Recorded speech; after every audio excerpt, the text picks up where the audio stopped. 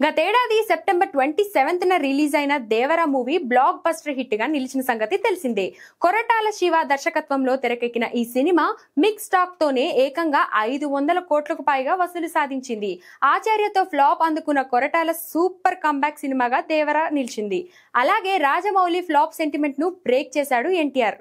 Bollywood hit beauty Janhvi Kapoor కు టాలీవుడ్ లో తొలి సినిమాతో బ్లాక్ బస్టర్ బొమ్మ పడింది. ఇక ఈ సినిమాకు సీక్వెల్ గా ఉంటుందని అప్పుడే ప్రకటించాడు కొరటాల. అయితే మధ్యలో దేవర 2 ఉండదనే చర్చ నిలిచింది. కానీ ఎట్టి పరిస్థితుల్లో దేవర 2 ఉంటుందని తారక్ ప్రకటించడంతో ఫ్యాన్స్ ఫుల్ ఖుషి అయ్యారు. ఇప్పుడు దేవర రిలీజ్ అయి ఏడాది అయిన సందర్భంగా దేవర 2 గురించి కీలక ప్రకటన చేశారు మేకర్స్. ఈసారి గాడ్ ఆఫ్ ఫియర్ రాబోతున్నాడు, దేవర 2 కోసం వెయిట్ చేయండి అని అఫీషియల్ గా అనౌన్స్ చేశారు. ఈ ప్రకటనతో నందమూరి ఫ్యాన్స్ జోష్ రెట్టింపైంది. ఇప్పటికే దేవర స్క్రిప్ట్ వర్క్ కంప్లీట్ అయినట్లుగా తెలుస్తుంది.